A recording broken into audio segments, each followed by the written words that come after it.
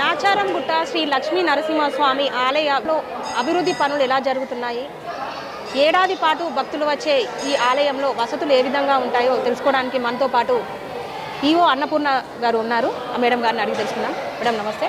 నమస్తే మేడం, ఈ నాచారంగుట్ట శ్రీ లక్ష్మీ నరసింహస్వామి ఆలయంలో అభివృద్ధి పనులు ఎలా జరుగుతున్నాయి, భక్తులకు ఎట్లాంటి వసతులు కల్పిస్తున్నాయి?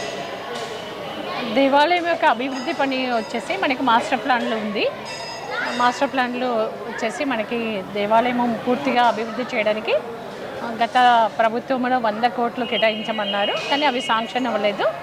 ఇప్పుడు ఈ ప్రభుత్వం దృష్టికి ఆ మాస్టర్ ప్లాన్ తీసుకెళ్ళి భక్తులకు ఇక్కడ మెరుగైన సౌకర్యాలు కల్పించడానికి, ఎందుకంటే మన రాష్ట్రమే కాదు ఇతర రాష్ట్రాల నుండి కూడా ఇక్కడ స్వయంగా వెలిసినటువంటి లక్ష్మీనరసింహస్వామి యాదగిరిగుట్ట కంటే ముందు స్వామివారు ఇక్కడ వెలిశారు, స్వయంగా వెలిశారు. కాబట్టి చాలా మహిమగల స్వామి, కోరిన వారికి కుంగు బంగారమై వరాలు ఇచ్చే తండ్రి, ఏది కోరుకుంటే అది జరుగుతుందని చెప్పేసి మన ఇక్కడ సిటీ నుండి కూడా దాదాపు చాలా వస్తుంటారు శని ఆదివారాల్లో. సిటీ నుండి, హైదరాబాద్ సిటీ నుండి కాకుండా ఇతర జిల్లాల నుండి, ఇతర రాష్ట్రాల నుండి కూడా స్వామివారి దర్శనానికి వస్తుంటారు. అయితే ఇప్పటివరకు మనకు దేవాలయంలో వచ్చేసి మనకి కాటేజ్లు వచ్చేసి 50 కాటేజ్లు ఉన్నాయి, గెస్ట్ హౌస్లో ఒక 20 ఉన్నాయి. అవి మనకు భక్తులు, మనకు శ్రావణ మాసం అనుకోండి, కార్తీక మాసం అనుకోండి, మార్చి పిల్లలకు ఎగ్జామ్స్ అయిపోయిన తర్వాత మార్చి నుండి జూన్ వరకు కూడా భక్తుల సంఖ్య అధికంగా ఉంటుంది, వేలాదిగా. అయితే వచ్చిన వారికి ఆ కాటేజ్లో సరిపోవు. అయితే మాస్టర్ ప్లాన్లో మరి వేసాము. అది మాస్టర్ ప్లాన్ కనుక ఇప్పుడు ఉన్నటువంటి ప్రభుత్వము ముందుకు వచ్చేసి ఆ మాస్టర్ ప్లాన్ను దాని ప్రకారము దాదాపు 100 కోట్లు అవసరము దేవాలయానికి, అది శాంక్షన్ చేస్తే దేవాలయ అభివృద్ధి పదంలో ముందుకెళ్తుంది. ఓకే మేడం, అంటే భక్తులు ఇప్పుడు ఏడాది పాటు భక్తులు వస్తూనే ఉంటారు. కొన్ని ఆలయాల్లో కొన్ని పర్వదినాలు అనేవి ఉంటాయి, నవరాత్రులు, బ్రహ్మోత్సవాలని. ఈ ఆలయంలో ఎట్లాంటి కార్యక్రమాలు ఉంటాయి? భక్తులు ఏ టైంలో ఎక్కువగా వస్తుంటారు? మనకు భక్తులు ప్రతి శని ఆదివారంలో ఇక్కడ స్వామివారికి ఎక్కువ మంది వస్తుంటారు, ప్రతి శని ఆదివారము.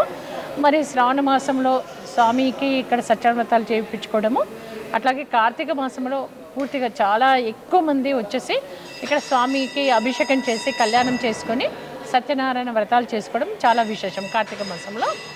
మరి అట్లాగే మనకు స్వామివారి యొక్క బ్రహ్మోత్సవాలు ఉగాది ముందర అవుతాయి. స్వామివారి బ్రహ్మోత్సవాలప్పుడు వేలాది, రోజుకు ఒక 20,000 మంది భక్తులు వచ్చి స్వామివారిని దర్శనం చేసుకుంటారు. అవి స్వామివారికి బ్రహ్మోత్సవాలు చాలా విశిష్టమైనటువంటి మంచి రోజులు కాబట్టి అప్పుడు ఇంకా ఎక్కువ సంఖ్యలో భక్తులు వచ్చి స్వామివారిని దర్శనం చేసుకుంటారు. అంటే భక్తులు ఎక్కువగా రద్దీ ఉన్న టైంలో ఇక్కడ వాళ్ళకి కల్పించాల్సిన వసతుల విషయంలో మీరు ఎట్లాంటి జాగ్రత్తలు మీరు చూస్తూనే ఉంటారు ఇక్కడ క్యూ లైన్స్ ఏంటి అనేది. అట్లాగే ఇక్కడ భక్తులు రాగానే కాళ్ళు కడుక్కోవడానికి సరైన వసతి సౌకర్యాలు, సో అట్లాగే వారు స్నానాలు చేయడానికి మనకి కోనేరు, మరి అట్లాగే స్వామి దూర ప్రాంతాల నుండి వచ్చే వాళ్ళకి అన్నప్రసాదము, మరి భక్తులు తాగడానికి మంచినీటి సౌకర్యము, మరి భక్తులు వాళ్ళకి ఇష్టమైన ప్రసాదాలు కొనుక్కోవడానికి లడ్డు, వడ, పులిహోర ఇవన్నీ కూడా భక్తులకు అందుబాటులో ఉంటుంది. ఓకే, అంటే ఈ మామూలుగా ఇప్పుడు మీరు తెలంగాణ రాష్ట్రంలో 2వ యాదాద్రిగా పిలువబడుతున్న నాచారంగుట్ట ఆలయంకు అంటే డెవలప్మెంట్ విషయంలో వెనుకబడిందా? మీరు వచ్చిన తర్వాత ఎట్లాంటి డెవలప్మెంట్స్ అయినాయి? ఈ టెంపుల్కి ఎవరైనా దాతలు సహకారం ఉందా ఇప్పటివరకు? అది రెండో యాదాద్రిగా కొనసాగుతుంది. భక్తులు ఇప్పుడు యాదగిరిగుట్టకు ఎట్లా 1200 కోట్లు పెట్టి అభివృద్ధి చేసినాక భక్తుల సంఖ్య డబల్ అయింది. అట్లాగే ఇక్కడ కూడా ఈ రెండో యాదాద్రిగా పేరుగంచినటువంటి లక్ష్మీనరసింహ స్వామిని మరి డెవలప్ చేసినట్లయితే అంత సంఖ్య కూడా ఇక్కడికి వచ్చే అవకాశం ఉంది. ఇప్పుడు దాతల సహకారంతో మనము ప్రతిరోజు అన్నప్రసాదము చేపిస్తున్నాము. అట్లాగే దాతలు ఈ మధ్య కాలంలో నేను వచ్చి ఇక్కడ 1 year అవుతుంది. 1 year అయిపోయిన ఈ కాలంలో మనకి భక్తులు 40 సంవత్సరాల నుండి పరిష్కారంగా ఉన్నటువంటి ఒక స్థలము ఈరోబాయి తోట అని చెప్పేసి శృంగేరి మఠము ఆధీనంలో ఉండేది.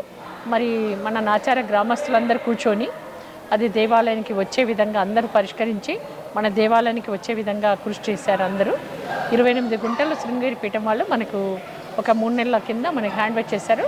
అట్లాగే దేవాలయంలో పనిచేసే విద్యాసాగర్ గారు, గోపాలకృష్ణ గారు, వారి మా అన్నదమ్ములందరూ కలిసి 7 గుంటలు కూడా మా దేవాలయ పండితులు, అయ్యగారులు వచ్చేసి, పురోహితులు వచ్చేసి మన దేవాలయానికి స్వామివారి గిఫ్ట్గా ఇచ్చారు 7 గుంటలు. అది కూడా మనము హీరాబాయి తోట ఏదైతుందో ఆ తోటలో మనము దేవాలయానికి ఉపయోగపడే పూల చెట్లు పెట్టి దేవుడికి ఉపయోగపడే చెట్లు అన్నీ పెంచి స్వామికి పూలు వచ్చే విధంగా చూస్తాం. ఓకే మేడం, అంటే ఇక్కడ మామూలుగా ఇప్పుడు వచ్చి చాలామంది భక్తులు విడిది చేస్తూ ఉంటారు కదా, వాళ్ళు తెల్లనీళ్ళు అర్పించి దేవుని మొక్కుకొని ఒక రోజు ఉండి వెళ్తుంటారు కదా, ఆ విడిది విషయంలో ఇక్కడ మామూలుగా అంటే రూమ్స్ అట్లాంటి కాటేజెస్ ఉంటాయి కదా, అట్లాంటి వసతులలో ఏమైనా ఉందా? ఉన్నాయి, 50 ఉన్నాయి మనకి అవి. ఓకే, గెస్ట్ హౌస్లో ఒక 20. ఓకే. ఒకటి భవిష్యత్తులో ఆలయ అభివృద్ధికి ప్రభుత్వం నుంచి రావాల్సిన నిధుల పట్ల మీరు ఎట్లాంటి విన్నపాన్ని? మా దేవాదాయ శాఖ కమిషనర్ గారు వారు ఇక్కడ గడా డెవలప్మెంట్ అథారిటీగా చేశారు. వారి హయాంలోనే ఇక్కడ దేవాలయం యొక్క మాస్టర్ ప్లాన్ వేయడం జరిగింది. మరి వారు కృషి చేస్తున్నారు కమిషనర్ గారు.